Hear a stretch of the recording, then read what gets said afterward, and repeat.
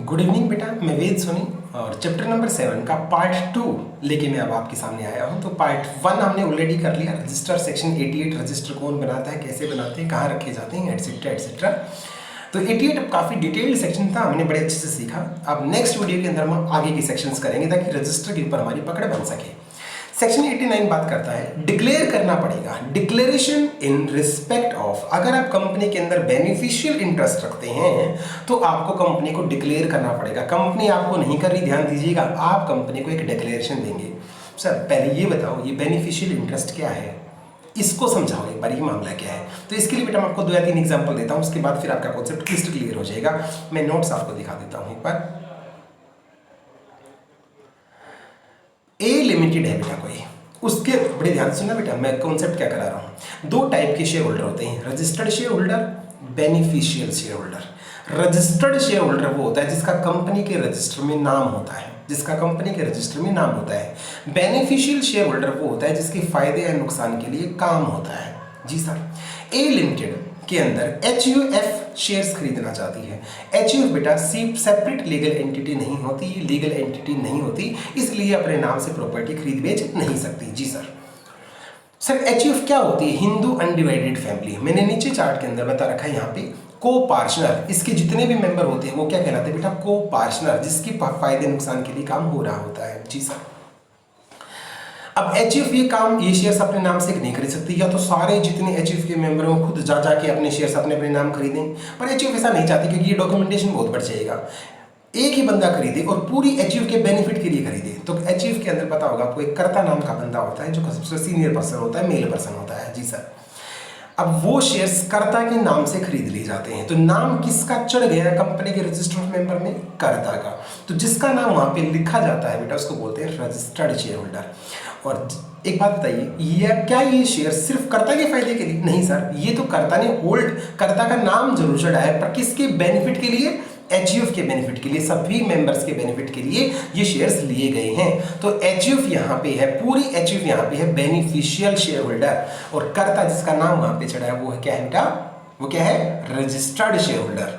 It means यहाँ से prove हो चुका है कि जरूर, वैसे तो बेटा अगर मैंने शेयर होल्ड कर रखे हैं, रजिस्टर्ड में भी मेरा नाम है और मेरे फायदे के लिए है, तो रजिस्टर्ड शेयर होल्डर भी मैं ही हुआ और बेनिफिशियल शेयर होल्डर भी मैं ही हुआ। 99% रजिस्टर्ड शेयर होल्डर ही बेनिफिशियल शेयर होल्डर होता है, बट एक्सेप्शनली कई बार रजिस्टर्ड शेयर होल्डर कोई और होता है और किसी और के बेनिफिट के लिए काम होता है। पहला एग्जाम्पल मैंने आपको करा दिया। सेकेंड पॉइंट, ए लिमिटेड है, उसके अंदर कोई माइनर के नाम से शेयर खरीदना चाहता है। बेटा माइनर वहां पे डायरेक्टली शेयर्स नहीं होल्ड कर सकता, तो माइनर शेयर्स नहीं होल्ड कर सकता। जो उसके लीगल गार्डियंस होते हैं, जो उसको पालते पोसते हैं, संरक्षण करते हैं, उनके नाम से शेयर लिए जाएंगे। लेकिन किसके फायदे नुकसान के लिए शेयर लिए जा रहे हैं? माइनर के लिए लिए जा रहे हैं। तो ध्यान दीजिएगा, जिन गार्डियंस का कंपनी के रजिस्टर में नाम है वो तो रजिस्टर्ड शेयर होल्डर है, बट वो उनके शेयर्स नहीं है, वो है किसके? माइनर के। बस वो अपने पास इनको होल्ड करते हैं माइनर के बेनिफिट के लिए। तो गार्डियन यहाँ पे हुए कौन? रजिस्टर्ड शेयर होल्डर, और माइनर यहाँ पे कौन हुआ बेटा? Beneficial share holder. तीसरा पॉइंट, कंपनी के अंदर पुराने टाइम की बात अगर नहीं करते हैं तो नए टाइम में NSDL, CDSL, डिपोजिटरी, डीमैट का जमाना आ गया है। तो कंपनी के पास हमारा डायरेक्ट कोई नाम पता नहीं होता, कंपनी के रजिस्टर में NSDL, CDSL का नाम होता है, डिपोजिटरी का नाम होता है। कितनी बार क्लास के अंदर मैंने बताया है कॉन्सेप्ट। तो जिन डिपोजिटरी का कंपनी के रजिस्टर में नाम होता है वो तो है रजिस्टर्ड शेयर होल्डर, पर वो शेयर एग्जैक्टली है किसके? डिपॉजिटरी किसके बिहाफ पे होल्ड कर रहा है? हमारे बिहाफ पे। हम कहलाएंगे बेनिफिशियल शेयर होल्डर। अगर ये भी बात समझ में नहीं आती बेटा, बैंक का एग्जांपल लेते हैं। RBI के पास हम जैसे आम आदमी का रिकॉर्ड नहीं होता, वहाँ पे बैंकों का रिकॉर्ड होता है, किस बैंक के पास कितना कैश पड़ा है, लेकिन वो कैश है किसका? हमारा। तो हम कौन है? Beneficial share holder. और RBI के रजिस्टर में नाम किसका? बैंक का। वो कौन है? Registered holder. तो रजिस्टर्ड होल्डर बैंक बने हैं और हमारा पैसा होता है, तो हमारे फायदे नुकसान की बात होती है, तो हम कहलाते हैं बेनिफिशियल शेयर होल्डर। तो बेटा यहाँ इस 5 या 7 मिनट के अंदर आपको ये समझ में आ जाना चाहिए बेनिफिशियल कौन होता है, रजिस्टर्ड कौन होता है। 99% सभी सेम होते हैं, पर अलग अलग हो तो क्या? इसीलिए सेक्शन 89 बनाया गया। बड़ी ध्यान से सुनिए आप। सेक्शन 89 बोलता है अगर किसी कंपनी के अंदर कोई रजिस्टर्ड शेयर होल्डर है और वो बेनिफिशियल शेयर होल्डर नहीं है, इट मीन्स बेनिफिशियल कोई और है, तो बेनिफिशियल भी डिक्लेरेशन देगा कंपनी को कि जी मैं रजिस्टर्ड नहीं हूं, मेरे फायदे नुकसान के लिए काम हो रहा है। रजिस्टर्ड भी कंपनी को एक डिक्लेरेशन देगा, साहब मैं रजिस्टर्ड तो हूं पर मैं बेनिफिशियल नहीं हूं। ये दोनों बंदों को डिक्लेरेशन देनी पड़ती है कंपनी को। और कंपनी ये क्यों ले रही है? क्योंकि इसको डंडा आया हुआ है किस चीज का? रजिस्ट्रार का। कंपनी भी एक डिक्लेरेशन फाइल करती है किसके पास? रजिस्ट्रार के पास, कि साहब मेरी कंपनी के अंदर कुछ लोग ऐसे हैं जो रजिस्टर्ड हैं पर बेनिफिशियल नहीं है, उनका रिकॉर्ड मेरे पास आ चुका है और ये रिकॉर्ड मैं आप लोगों को भेज रही हूँ। बेटा कंप्लीट कॉन्सेप्ट क्लियर हो चुका है? नहीं हुआ तो एक बार फिर से वीडियो को रिप्ले कर लीजिएगा। हम चलते हैं आगे। तो ये एग्जांपल मैंने आप लोगों को समझाया। सर ये आपने क्या बताया? 89 बताया। 89 के अंदर रजिस्टर्ड शेयर होल्डर और बेनिफिशियल शेयर होल्डर, चार्ट में आप देख सकते हैं दोनों को देनी पड़ेगी क्या? डिक्लेरेशन। किसको देनी पड़ती है? कंपनी को। सर कंपनी भी देगी आगे? जी, कंपनी भी आगे देती है डिक्लेरेशन। किसको? रजिस्ट्रार को। रजिस्ट्रार को हम हमारी क्लास में क्या बोलते हैं बेटा? मामा जी। तो 89 हमारा सेक्शन लगभग क्लियर हो चुका है। फटाफट एक बार चैप्टर पे आते हैं क्या है। 89 सीधा 89 पढ़ना स्टार्ट करते हैं अब one by one. Please section की अंडरस्टैंडिंग आपको आ चुकी है तो ज़्यादा टाइम नहीं लगेगा, फटाफट ये सेक्शन अब हो जाएगा। ये सेक्शन इसलिए आया है, यहाँ पे एक declaration is to be given to the company, to को अंडरलाइन कीजिएगा। यहाँ पे एक डिक्लेरेशन कंपनी को दी जाती है, वो बंदे देते हैं जो मेंबर तो हैं बट बेनिफिशियल होल्डर नहीं है। सेकेंड पॉइंट में बोलता है फर्दर जो बंदे बेनिफिशियल शेयर होल्डर हैं उनको भी अपना नेचर डिस्क्लोज करना पड़ता है, उनको भी डिक्लेरेशन देनी पड़ती है। सर एक बार दे दी, कल को कोई चेंज आए तो? थर्ड पॉइंट बोलता है इस बेनिफिशियल शेयर इंटरेस्ट में आपका जब भी कोई चेंज आता है वो भी आपको डिक्लेयर करना पड़ेगा। 3 पॉइंट समझ में आ गए बेटा? रजिस्टर्ड को भी डिक्लेरेशन देनी, बेनिफिशियल को भी डिक्लेरेशन देनी, कोई भी चेंज आएगा उसको भी बताना। फोर्थ पॉइंट बोलता है कंपनी भी एक डिक्लेरेशन देती है, किसको? आरओसी को। जो आपसे पूछा वो आगे बता देगी। जो हमने अब किया ये सेक्शन में किया, इसको रूल लाइन में और इलेबोरेट कर रखा, नया कुछ भी नहीं बता रखा। मैं मोटा मोटा आपको बताता हूँ फिर आप रिवाइज करते रहना। फर्स्ट पॉइंट में लिख रखा है रूल लाइन के फर्स्ट पॉइंट में, एक बंदा जो कंपनी के पास रजिस्टर्ड शेयर होल्डर तो है बट वो बेनिफिशियल शेयर होल्डर नहीं है, वो फॉर्म MGT 4 पे 30 दिन के अंदर अंदर कंपनी को डिटेल देगा। सेकेंड पॉइंट में बोलता है वो बंदा जो रजिस्टर्ड नहीं है, जो एग्जेम्प्ट था बट बेनिफिशियल है, वो भी कंपनी को क्या देगा? डिक्लेरेशन देगा। तीसरे पॉइंट में बोलता है इन दोनों डिक्लेरेशन को कंपनी में फाइल करेगी किसके पास? रजिस्टर के पास। बेटा ये चीज़ तो हमने ऊपर पढ़ी थी। हाँ फोर्थ पॉइंट नया है, फोर्थ पॉइंट पे इंपॉर्टेंट मार्क कर लो। फोर्थ पॉइंट नया है, वो ऊपर कवर नहीं हुआ था। ये रूल अप्लाई नहीं होता, ये रूल अप्लाई नहीं होगा, कुछ नहीं बताना। शेयर आपको बेनिफिशियल डिक्लेरेशन कुछ नहीं देना। अगर केस म्यूचुअल फंड का है या वेंचर कैपिटल फंड का है, सर ये क्या है बेटा? जिनको सेबी ने अप्रूव, जो सेबी के बच्चे हैं उनको बताने की जरूरत नहीं, क्योंकि बेटा जो हम बता रहे हैं रजिस्ट्रार को, रजिस्ट्रार किसको इन्फॉर्म करता है? सेबी को। तो जब सेबी के बच्चों का मामला है, म्यूचुअल फंड है, कैपिटल वेंचर फंड है, जो सेबी के द्वारा अप्रूव किए गए हैं, वहाँ पे अलग से डिक्लेरेशन देने की जरूरत नहीं, क्योंकि सेबी को ऑलरेडी इन चीज़ों का पता होता है। जी सर। और नेक्स्ट पॉइंट में बोलता है कोई भी डिक्लेरेशन आपने जो दी है कंपनी को, कंपनी रजिस्ट्रार को बाकायदा प्रेस्क्राइब्ड फॉर्म में, प्रेस्क्राइब्ड फॉर्मेट पे प्रेस्क्राइब्ड फीस के साथ जमा कराती है। अरे यार ये भी कोई पॉइंट थोड़ी ना है। नेक्स्ट पॉइंट बोलता है भगवान, अगर आपने ये डिक्लेरेशन नहीं दी, ध्यान सुनिएगा, अगर बेनिफिशियल शेयर होल्डर ने डिक्लेरेशन नहीं दी तो उसका कोई राइट नहीं मिलेगा, उसकी राइट को एनफोर्स कराने की ताकत उसमें नहीं है। क्यों नहीं आप डॉक्यूमेंटेशन को फॉलो कर रहे हैं, ये पॉइंट यहाँ पे बताया गया है। तो इस तरीके से नथिंग इन दिस सेक्शन, लेकिन ध्यान दें कंपनी बड़ी चालू है। कंपनी कहती है उसकी डिक्लेरेशन आई, उसकी डिक्लेरेशन आई, उसको मैं डिविडेंड नहीं देती, तो कंपनी को साफ बोल दिया आप इस मौके का फायदा मत उठाओ, आपको डिविडेंड जो पे करना है आप या तो शेयर होल्डर को पे कीजिएगा, और वो बाई चांस अगर अवेलेबल नहीं है तो आप इसको IMP investor education and IEPF investor education and protection fund में जमा करा दीजिएगा। इस सेक्शन का बेनिफिट आप मत लीजिएगा। लास्ट पॉइंट बिल्कुल बेकार है, इसको आप उड़ा सकते हैं। अब यहाँ पे बताई गई है पेनल्टी, 89 के अंदर ही पेनल्टी बताई गई है। एक पेनल्टी तो उन लोगों के लिए बेटा, कौन? रजिस्टर्ड शेयर होल्डर को भी डिक्लेरेशन देनी थी, बेनिफिशियल शेयर होल्डर को डिक्लेरेशन देनी थी। अगर उन्होंने डिक्लेरेशन नहीं दी तो फर्स्ट पॉइंट में पेनल्टी उन लोगों के लिए 1000 रुपये पर डे के हिसाब से भी और 50,000 रुपये तक की मिनिमम ठोकनी है इनके ऊपर आप टू। दूसरी पेनल्टी बता रखी है कंपनी। सर कंपनी को पेनल्टी क्यों? आपको याद होना चाहिए बेटा, कंपनी को भी एक डिक्लेरेशन देनी पड़ती है रजिस्टर के पास, तो दूसरी पेनल्टी दे रखी है कंपनी के लिए। सर ये तो दोनों होगी पेनल्टी, आगे बताओ। एग्जेम्पशन टू, गवर्नमेंट कंपनी को यहाँ पे माफ कर रखा है, पर वो गवर्नमेंट कंपनी थोड़ी सी अच्छी होनी चाहिए जो टाइम से फाइनेंशियल स्टेटमेंट एनुअल रिटर्न्स जमा करवा देती हो। जी सर। सर एग्जांपल प्लीज करवा देना। 89 किसका है? 89 किसका है? बेनिफिशियल इंटरेस्ट का है, डिक्लेयर आपको करना पड़ेगा। बेनिफिशियल इंटरेस्ट का मतलब क्या समझते बेटा क्या है? रजिस्टर्ड शेयर होल्डर अलग था और बेनिफिशियल शेयर होल्डर वहां पे अलग है। तो रजिस्टर्ड शेयर होल्डर उसमें ये कहीं नहीं लिख रखा कि रजिस्टर्ड शेयर होल्डर की प्रॉपर्टी वो नहीं, वो सारी प्रॉपर्टी किसी और की हो जाती है, ऐसा वहाँ पे मेंशन नहीं कर रखा। एक्चुअल में मैं इस एग्जांपल में क्या बताना चाह रहा हूँ, Miss Emma gifted the shares purchased by her, ये कोई ये मिस इमा है, इसने शेयर्स खरीद रखे थे बाय ऑप्टिक्स लिमिटेड के, इसने शेयर्स गिफ्ट कर दी कैथी को। प्लीज ध्यान दे बेटा, जब कंप्लीट गिफ्ट हो जाता है, कॉन्ट्रैक्ट एक्ट में हमने पढ़ रखा हो, जब गिफ्ट कंप्लीट हो जाता है तो सामने वाले की प्रॉपर्टी बन जाता है। अब जिसने वो गिफ्ट किया है उसका वहाँ पे कोई अधिकार नहीं रहता। और गिफ्ट जो है बेटा वो सिविल कंडक्ट के अंदर आता है, ये आपका रूटीन का मामला है, तो इसको इसके ऊपर आपके डिक्लेरेशन के रूल नहीं लगते। ये इमा और जो उसकी सिस्टर कहती है, ये दोनों इन्फॉर्म करना भूल जाते हैं कि ये शेयर्स अब इमा के नहीं रहे, कहती के पास हो चुके। कंपनी के रजिस्टर में तो आज भी इसका नाम पड़ा है, इमा का पड़ा है। अब कंपनी इनके ऊपर दबाव बनाती है, आपने क्यों नहीं बताया, ये नहीं किया, वो नहीं किया, तो यहाँ पे साहब वो प्रोविजन लगते ही नहीं है। क्योंकि वो कब लगते थे, जब मैंडेटरी हो जाता था ऐसा करना। जैसे एचयूएफ अपने शेयर्स नहीं खरीद पा रही क्योंकि वो सेपरेट लीगल एंटिटी नहीं है, तो मजबूरी में वो शेयर्स कर्ता को लेने पड़ते हैं। माइनर अपने नाम से शेयर नहीं ले पा रहा तो वो शेयर्स मेजर को लेने पड़ते हैं। यहाँ पे ऐसा कोई सिस्टम नहीं है साहब, यहाँ पे गिफ्ट कर दिया तो सामने वाले की प्रॉपर्टी होगी, जब आप इंटीमेट करेंगे, जब नए बंदे का नाम चढ़ जाएगा, कोई दिक्कत नहीं है। तो यहाँ पे आंसर में आपको मैं एक ही लाइन पढ़ाऊंगा, second last, where the shares are gifted away they become the property of the donee, hence the provisions relating to declaration of beneficial interest are not applicable. क्योंकि यहाँ पे वो सामने वाला का कोई इंटरेस्ट नहीं रहा उस चीज के अंदर। अब तो यही जिसको गिफ्ट किए हैं, जैसे कंपनी को पता लगेगा, यही तो बनेगा रजिस्टर्ड शेयर होल्डर और यही बन जाएगा बेनिफिशियल शेयर होल्डर। जबकि पुराने वाले में क्या था, रजिस्टर्ड कोई और होता है और बेनिफिशियल कोई और होता है। सेक्शन आ गया 90 बेटा। 90 सेक्शन बहुत आसान सेक्शन है, इसका नाम ही देख लो क्या है, register of significant beneficial owner. जिसका कंपनी के अंदर, जिसने ज्यादा शेयर्स ले रखे बेटा, जिसकी कंपनी के अंदर हवा चलती है। सर ये हवा कब चलती है कंपनी के अंदर? बेटा मैं अगर दुकानदार हूँ तो मेरी दुकान पे जो मोटे मोटे कस्टमर, मोटे का मतलब ये नहीं बेटा वो वैसे मोटे होने चाहिए, जो मोटी सेल परचेज का मेरे साथ काम करते हैं, वो मेरे लिए क्या कहलाते हैं, सिग्निफिकेंट परचेजर। तो ऐसी कंपनी के अंदर जिन लोगों की ज्यादा शेयर होल्डिंग होती है वो कहलाते हैं बेटा सिग्निफिकेंट बेनिफिशियल ओनर। मैंने रिलायंस कंपनी का 10 रुपये का एक शेयर ले रखा है, तो मैं वहाँ पे कुछ ज्यादा मेरी कोई नहीं सुनेगा, क्योंकि बेटा मैं एक इत्तू सा शेयर होल्डर हूँ। लेकिन अगर मैंने टोटल शेयर कैपिटल का 1/4 से ज्यादा खरीद रखा हो तो बेटा मैं क्या कहलाऊंगा, सिग्निफिकेंट बेनिफिशियल शेयर होल्डर। तो यहाँ पे कितना कम से कम होना चाहिए वो आप एक बार देख लीजिएगा।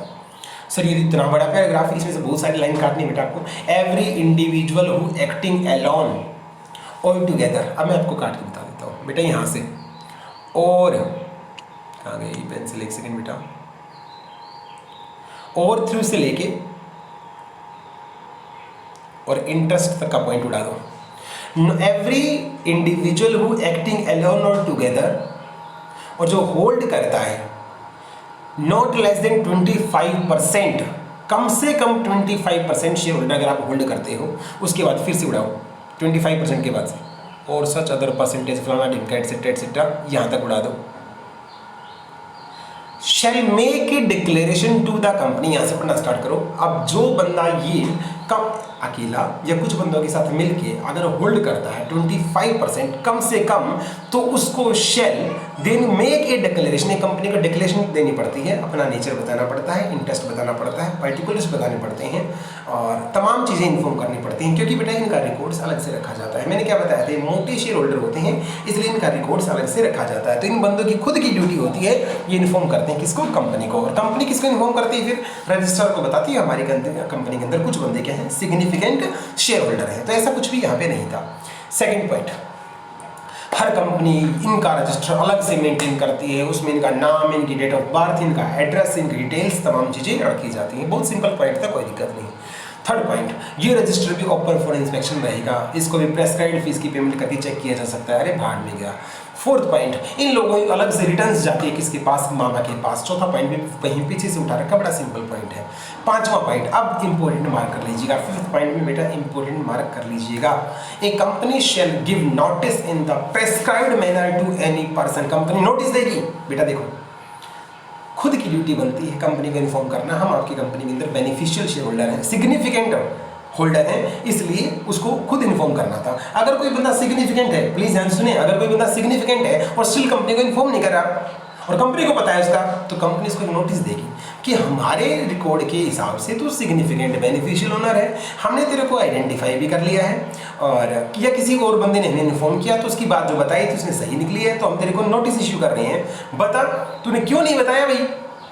अब उसको वो बंदा क्या देगा, सब सेक्शन 6 के अंदर वो बंदा जवाब देगा, जिसको नोटिस दिया गया है वो बंदा जवाब देगा। तो उसने जवाब दे दिया कंपनी को, कितने दिन के अंदर, 30 दिन के अंदर जवाब देना होता है। उसके जवाब से या तो कंपनी सेटिस्फाइड होती है या सेटिस्फाइड नहीं होती। अगर सेटिस्फाइड होती तो मामला खत्म, पर अगर कंपनी सेटिस्फाइड नहीं होती क्योंकि क्यों नहीं बताया भाई तूने, और तुझे बताना चाहिए था, अब तू हमें डांट पड़वा रहा है किसे, रजिस्ट्रार से, तो कंपनी क्या करती है, ऐसे बंदे को देखो 7th पॉइंट में साफ लिखा है बेटा, the company shall where the person fail to give, या तो वो बंदा जवाब ही नहीं देता, हमने जिससे नोटिस देके जवाब मांगा, या तो वो बंदा जवाब ही नहीं देता, या जवाब देता है पर वो जवाब सही नहीं देता, नॉट सेटिस्फैक्ट्री को अंडरलाइन कर लीजिएगा ए और बी पॉइंट पढ़ने के बाद। अब कंपनी क्या करती है, खुद के ऊपर कोई एलिगेशन ना आए इसलिए चुपचाप वो बात ट्राइब्यूनल कोर्ट को बता देती है 15 दिन के अंदर अंदर, सर इस तरीके से हमने इस बंदे को इन्फॉर्म कर दिया और इसने फिर भी हमें ये बात नहीं बताई और उसका जो जवाब आया वो जवाब हमें ठीक नहीं लगा, अब आप देखिएगा इसके साथ क्या करेंगे, हमारी मानो तो इसके सारे राइट्स छीन लो। बेटा लिख रखा है suspension of all rights attach to the shares, जितने भी राइट्स हैं आप इसको छीन लीजिएगा, लेकिन कोर्ट कंपनी की बापोती नहीं होता, वो अपने हिसाब से काम करता है। 8th पॉइंट में जैसे ही कंपनी की एप्लीकेशन ट्राइब्यूनल के पास आती है, दोनों पार्टी को बुलाता है, दोनों की बातें सुनता है और फिर इसके ऊपर डिसीजन लेता है। जो डिसीजन लेगा वो डिसीजन मान्य होगा, आपके राइट रिस्ट्रिक्ट भी किए जा सकते हैं और रिस्ट्रिक्ट हो सकता है नहीं भी किए जा सकते। अगर आपके राइट रिस्ट्रिक्ट कर दिए तो आपको अब बेनिफिट नहीं मिलने वाला, क्योंकि आपने गंभीर कंप्लायंसेस का कंट्रावेंशन किया है। सब सेक्शन 10 और 11 दोनों के दोनों पेनल्टी के यहाँ पे इनको ऊपर छोटा छोटा कट लगाए काट सकते हैं। एक पेनल्टी जिस बंदे को डिक्लेरेशन देनी थी उसके लिए है, एक पेनल्टी कंपनी के लिए, दोनों में से जो भी गड़बड़ करता है उसके लिए बता रखिए पेनल्टीज। ये पेनल्टीज पेपर में आने के लिए इंपॉर्टेंट नहीं है। पॉइंट नंबर 12 क्या बोलता है, इफ एनी पर्सन विलफुली, अगर बेटा एक होता है अनजाने में हम डिक्लेरेशन देना भूल गए थे, अगर कोई बंदा जानबूझ के इन्फॉर्मेशन देता नहीं या देता है तो गलत इन्फॉर्मेशन देता है, यहाँ पे ये पॉइंट आप ध्यान में रखना, उसका इलाज सेक्शन 447 में किया जाएगा। 447 आपको पता है AK-47 लेके वहाँ पे इलाज कर दिया जाता है। एग्जेम्पशन टू गवर्नमेंट कंपनी को माफ कर रखा है। गवर्नमेंट ने अपनी कंपनीज को बेटा बहुत सारे रेगुलेशन से कंप्लायंस माफ कर रखा है, क्योंकि उनके अंदर उनका हाथ होता है। तो कहें तो इस पार्ट को भी मैं एक बार कवर कर ही लेता हूँ, सेक्शन 91 को भी फटाफट देखेंगे ताकि वीडियो ज़्यादा लंबी ना हो। Power to close register of member और debenture holder other than security holder. 2 minute सुनो सेक्शन को, 2 मिनट सुन लो। वैसे तो register of member debenture holder open for inspection होते हैं, सारे रजिस्टर ओपन फॉर इंस्पेक्शन होते हैं, कोई जाओ चेक कर लो, कोई दिक्कत नहीं। पर इनको भी अपडेशन, इनके अंदर कोई अपडेशन करनी हो, कोई कोर्ट में डिस्प्यूट का मामला आ गया हो, कोई रेक्टिफिकेशन करनी हो, तो बेटा कुछ टाइम के लिए इनको क्लोज किया जा सकता है। क्या किया जा सकता है, क्लोज किया जा सकता है। उस टाइम पे फिर आप इनको इंस्पेक्शन नहीं कर सकते। ऐसा यहाँ पे अब क्या बताया गया है, पेपर में ऑब्जेक्टिव पूछा जा सकता है, सर ये रजिस्टर कितने दिन के लिए बंद किए जा सकते हैं। बेटा एक बार में रजिस्टर को 30 दिन से ज़्यादा के लिए क्लोज नहीं किया जा सकता। मैं फिर से बोल दूँ बेटा, एक बार में रजिस्टर को 30 दिन से ज़्यादा के लिए क्लोज नहीं किया जा सकता। सेकेंड पॉइंट, सर पूरे साल में कितनी बार क्लोज कर सकते हैं। पूरे साल में एग्रीगेट में अगर मैं टोटल कर लूँ तो 45 दिन से ज़्यादा का आप रजिस्टर क्लोज नहीं कर सकते। सभी को मिला के 45 डेज हैं और सिंगल टाइम में कितना मैक्सिमम कर सकते हैं, 30 डेज। दोनों की कंप्लायंसेस मस्ट है बेटा, कोई भी कंट्रावेंशन नहीं होना चाहिए। सर ये कहाँ लिख रखा है, सेकंड पॉइंट में तो ये बता रखा है कंपनी जब भी रजिस्टर को क्लोज करेगी बाकायदा एक नोटिस देगी, नोटिस देने के बाद कंसेंट आपसे लेगी, कंसेंट जरूरी होती है। इससे 7 डे से जस्ट जो नीचे जो पॉइंट बना रखा है बुलेट बना के, इसके ऊपर मोस्ट इंपोर्टेंट मार्क कर लेंगे। ऑब्जेक्टिव में कई बार पेपर में आ चुका है, रजिस्टर जो क्लोज होंगे not exceeding 30 days at any one time, एक बार में 30 दिन से ज़्यादा क्लोज नहीं हो सकता। और आगे एग्रीगेट पूरे साल में बेटा 45 दिन से ज़्यादा की क्लोजिंग नहीं हो सकती है। अगर आपने कोई भी कंट्रावेंशन किया, बिना नोटिस दिए रजिस्टर क्लोज कर दिए, या एक बार में 30 दिन से ज़्यादा कर दिया, पूरे साल में रजिस्टर ज़्यादा 45 डेज से ज़्यादा क्लोज कर रखे हैं, तो बेटा आपके ऊपर गाज गिरने संभव है। 5,000 रुपये पर डे के हिसाब से फाइन, मैक्सिमम 1 लाख रुपए तक का आपके ऊपर ठोक दिया जा सकता है। प्राइवेट कंपनी को पब्लिकली इन्फॉर्म करने की जरूरत नहीं है, हम रजिस्टर क्लोज कर रहे हैं, पर जो पब्लिक कंपनी होती है उनको पब्लिकली न्यूज़पेपर के अंदर बाकायदा एडवर्टीजमेंट निकालनी पड़ती है कि साहब हम अपने रजिस्टर क्लोज कर रहे हैं, क्योंकि उसके अंदर, और सर कौन सी न्यूज़पेपर में, 2 न्यूज़पेपर के अंदर इन्फॉर्मेशन देनी होती है, इंग्लिश न्यूज़पेपर के अंदर भी और वर्नाकुलर न्यूज़पेपर के अंदर भी। जो भी अपने सेक्शन के अंदर पढ़ा उसको दोबारा से रूल 10 के अंदर एक्सप्लेन कर रखा है। रूल 10 में एक कंपनी जो रजिस्टर क्लोज करना चाहती है कम से कम 7 दिन का नोटिस देगी, सभी बंदों को बताएगी। 7 दिन से कम का नोटिस भी दिया जा सकता है अगर से भी अप्रूव कर दे तो। फिर अगर पब्लिक कंपनी है तो इसकी फिर एडवर्टीजमेंट निकलवाएगी वर्नाकुलर में, ये वो सारी बातें बेटा हम ऊपर ऑलरेडी डिस्कस कर चुके हैं। तो यहाँ तक का मामला था। रजिस्टर्स का टॉपिक कंप्लीट खत्म हो चुका है। ध्यान रखिए बेटा, कंपनी चैप्टर 7 में रजिस्टर के जितने भी क्वेश्चन बन सकते थे, जितने भी कॉन्सेप्ट थे, हमने इस वीडियो के अंदर कर लिए। नेक्स्ट वीडियो में हम कवर करेंगे एनुअल रिटर्न क्या होते हैं। बिल्कुल शॉर्ट वीडियो रहेगी और कंप्लीट एनुअल रिटर्न का टॉपिक इसके अंदर हम कवर करेंगे। उसके बाद फिर हम बेटा मीटिंग्स पे चले जाएंगे। बड़े ध्यान से सुनना, आप घर पे रहिए, तैयारी करते रहिएगा और नवंबर अटेम्प्ट की गांठ बांध लीजिएगा कि हमें हर हालात में रिजल्ट लेके आना है, हम एक्सक्यूज नहीं देंगे। मिलते हैं बेटा नेक्स्ट वीडियो में, तब तक के लिए अलविदा। कहाँ गया मेरे बच्चे, कहाँ गया?